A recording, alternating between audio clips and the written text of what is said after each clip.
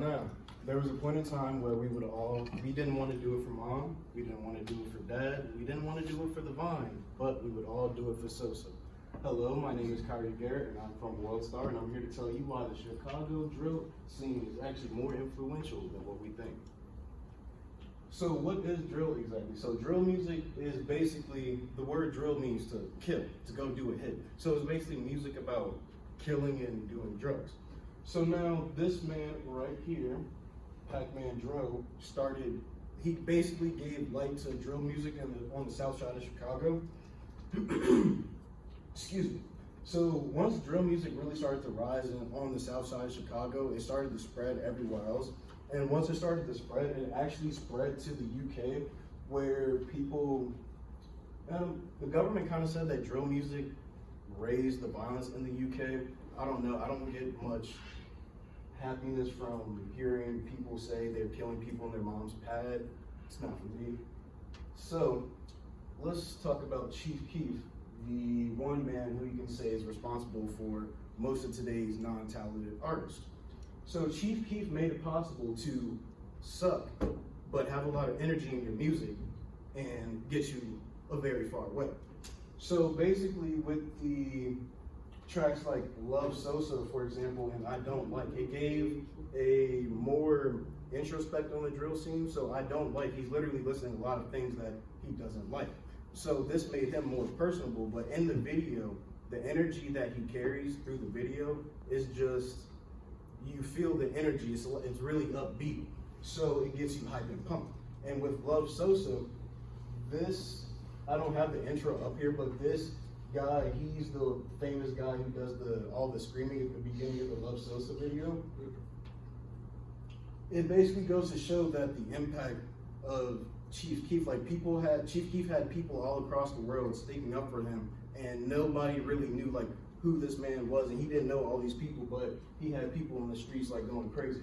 So for example, right here, this is me and my friends in high school, and the caption of this picture was Chief Keef's Evolution Theory of Glow.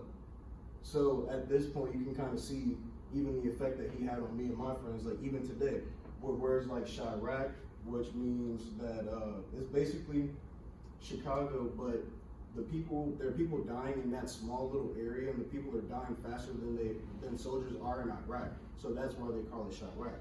And even words like thoughts, which is that hell out there. That was already existed, but you can thank him for popularizing the term. So now this brings me to G Herbo, who is also from the south side of Chicago. G Herbo, he lost his good friend, Faison Robinson, back in, I want to say it was the early 2010s.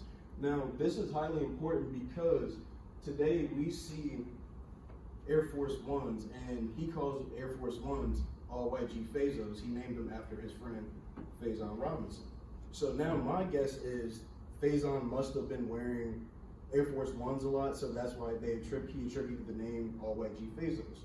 So this is actually a petition for somebody to change the name of Air Force Ones to all white G Fazos, to show that people actually sympathize with Little Herb or G Herbo, because people have experienced loss before. So the loss that they talk about, it makes it easier for people to personalize, and that's what made the scene blow up so quick, even though people don't know what it feels like for their best friend to get killed, but they have experienced loss before. So these three pictures right here, this is a picture of G Herbo crying at his homie's funeral, Mad Max. This is me after my grandma's funeral. And this is Chief Keef, and this is his cousin Fredo, who had just passed away from a lean overdose. So the importance of this picture is, with the grandma that passed away, I didn't know her that well, and I didn't really talk to her a lot.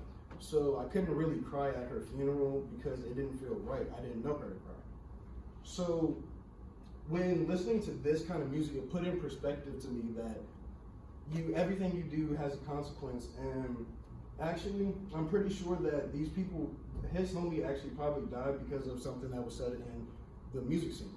So I want you all to take away from this that everything you do and say has a consequence. So be careful what you say on the internet, because it will hurt you subsequently.